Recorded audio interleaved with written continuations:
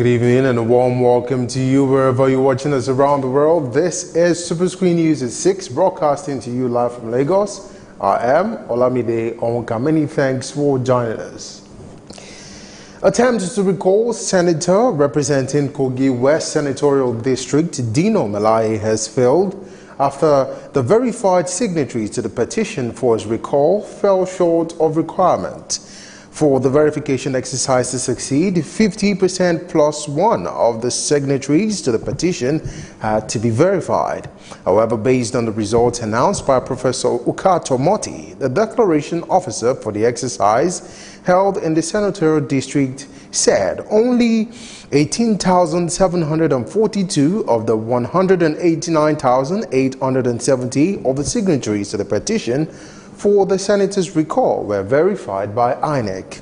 The verified signatories represents 5.34% of the 351,146 registered voters in the senatorial district.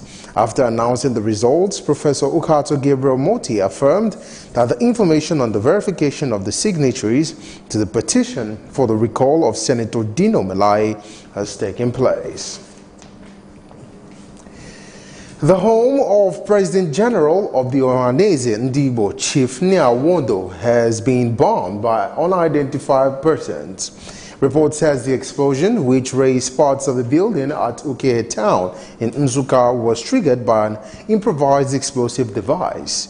Enugu State Police Command Police Public Relations Officer Ebere Amaraizo, who confirmed the development, told journalists that the police has already commenced investigation to unravel the circumstances surrounding the incident. The youth and supporters of the All Progressives Congress (APC) and the People's Democratic Party (PDP) have clashed at the Benin airport over the motion moved by Senator representing Edo South Senatorial District Matthew Orogide. Speaking to journalists at the airport, Senator Matthew Orogide explained that he called for impeachment of the president by seeking the invocation of Section 143 of the Nigeria's Constitution. The PDP supporters were at the airport to give a rousing welcome to the senator for moving the motion for the Senate to begin impeachment proceedings against President Muhammadu Buhari. A boy of no consequence, to lay his hands on me, an elected representative of the people, a serving senator in this country. So it's a shame on this country. And I want to tell you that the whole world is saying it. And I've followed this part of the law. Incidentally, it happened in the very presence of the state governor. The commissioner of police in the state was there. Tensions were rough as more supporters besieged the airport, either for the APC or the PDP. Both sides sang anti-Buhari and PDP songs, which led to subsequent attacks by both supporters. And I was trying to tell my guys to be calm. As I was talking to them, I didn't know some good more from APC. They came from another place. They fought with me, over 10 of them. They fought with me, and the police, they were all standing, they were looking. The army, they were all standing, they were looking, because I knew they were working under instruction. Because immediately the whole thing happened, they told me to tell my boys to go outside. Why they allowed the APC? The situation was later put under control with the presence of police commissioners and his officers and men who had to personally stand between the protesters to prevent a total fee for all. Minister of Agriculture Audu Ogbe says strategies have been put in place to curb herdsmen farmers' crisis in the country. Audu disclosed this on Friday at the Agribusiness and Food Security Summit held in Lagos State. Open grazing and open herding of cattle simply has to stop. One of the challenges we have is the ECOWAS protocol, which allows goods and men to move freely. Sometimes 2-3 million cows can come in from West Africa to Nigeria in search of grass and water in the Benue Valley mainly. And when they arrive, some of the herdsmen are so ruthless that think they have a right to walk into a farmer's farm, eat up his crops, and if he protests, they shoot him. That is not acceptable and has to be brought to a halt. And measures are being put in place. We also suspect that perhaps some terrorists, perhaps Boko Haram and ISIS West Africa, have found an excuse in this crisis to begin to come into Nigeria and kill people gratuitously. Government is beginning to strengthen security.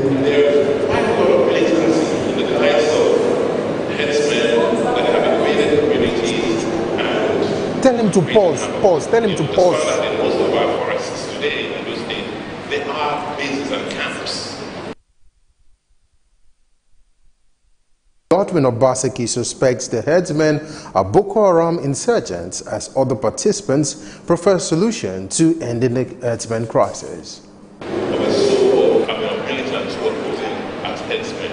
And in one particular case a couple of weeks ago, I had to just, stop any grazing activity in those two local governments, and I've asked that everybody moves out. I mean, negotiations with me and Tiala, and we've agreed that every herdsman, every cow must move out of those locations, and then we'll now decide on how to bring them back. And in doing so, we'll have to relocate them to ranches.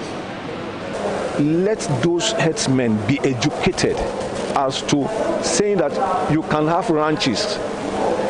Keep your cattle there. It will reduce your stress when you have your cattle in a settled area where you can feed them. It will reduce the stress on you.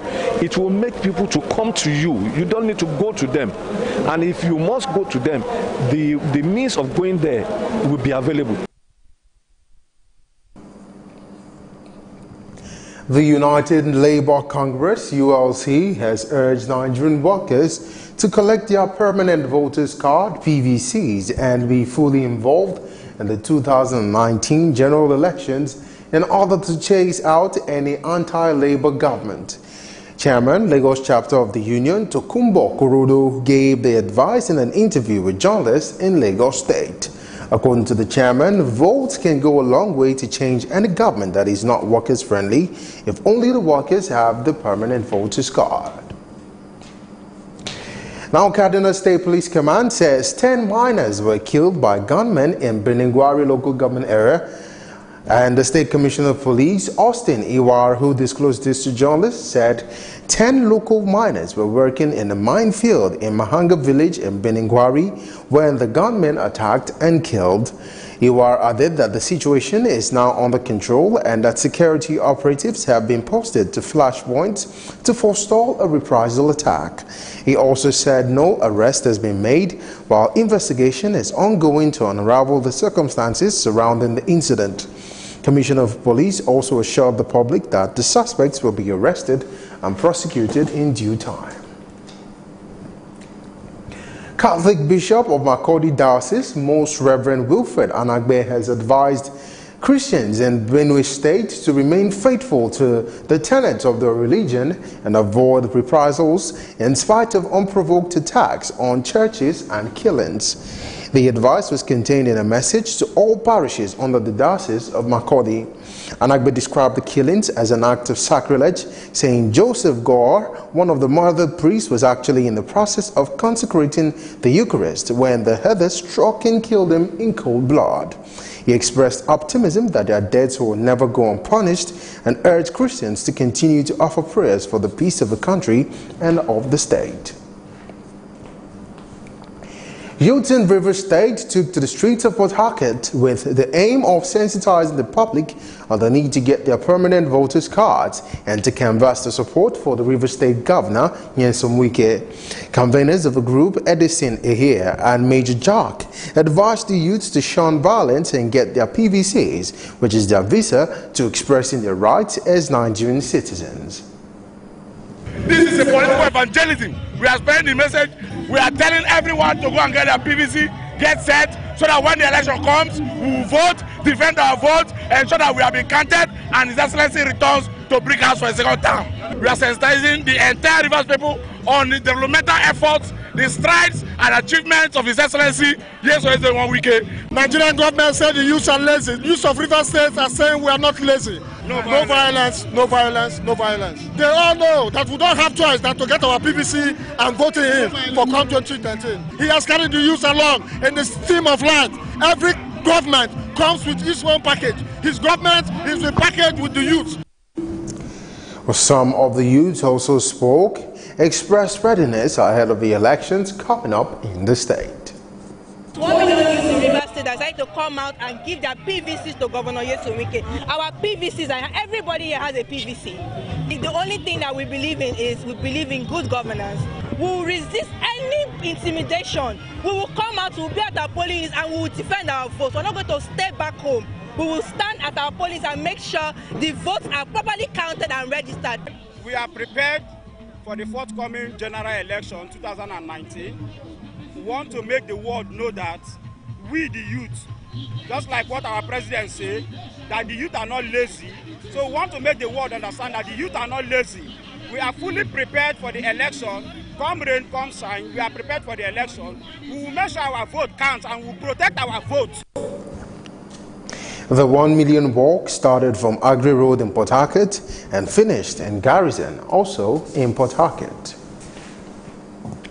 The People's Democratic Party, PDP, has lauded the All Progressives Congress, APC, for directing its former national chairman, Ali Modu Sharif, to the ward level. PDP chairman in Lagos State, Moshood Salvador, made this position known recently in an interview with Superscreen in Lagos.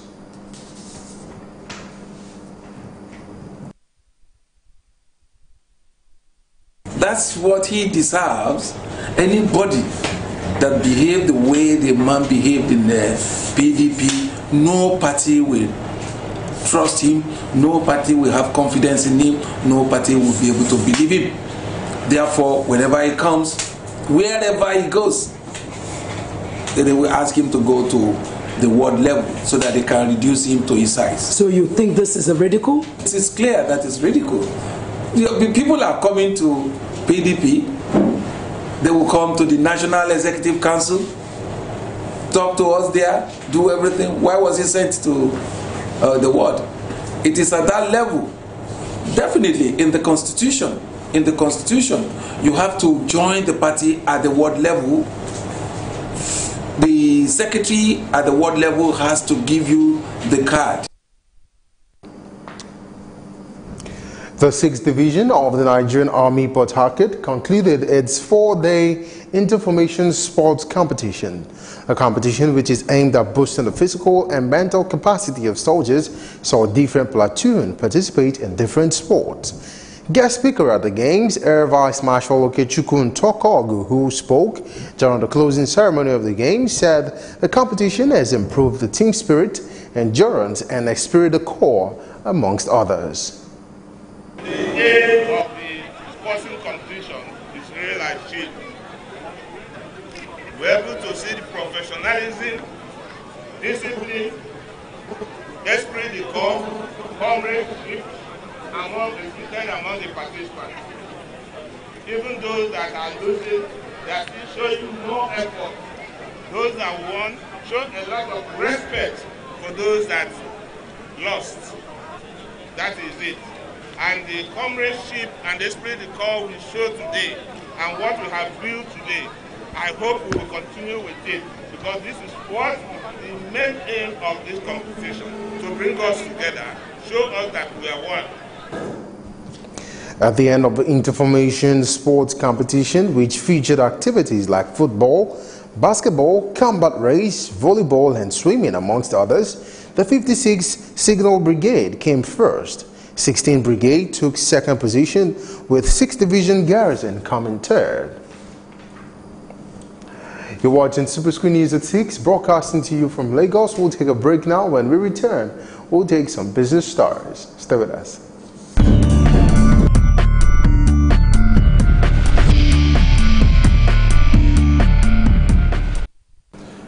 Welcome back, and now for some business stories.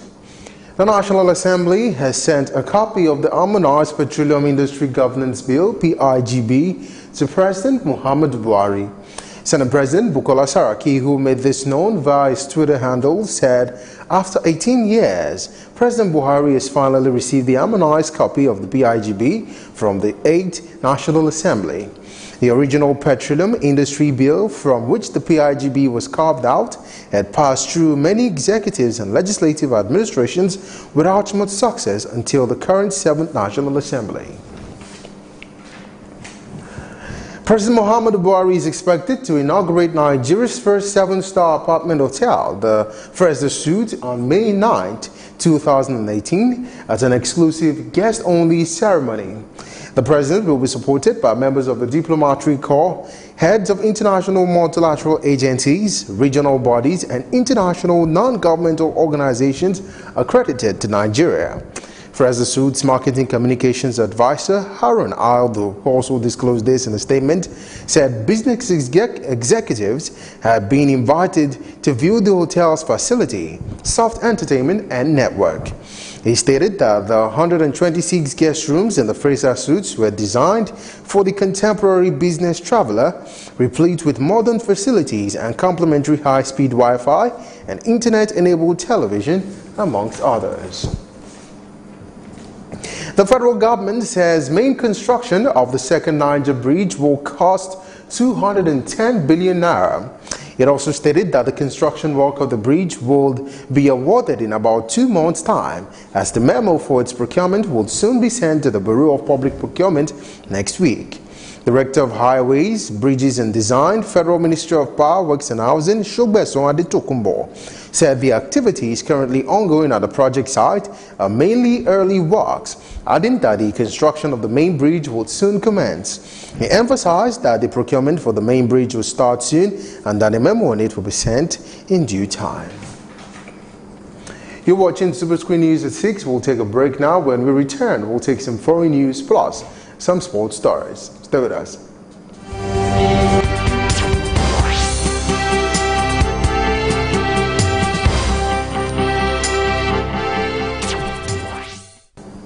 Welcome back, and now for some foreign stories. The U.S. Secretary of State Mike Pompeo has called for unity in the Gulf region during a visit to Saudi Arabia. The visit is the first foreign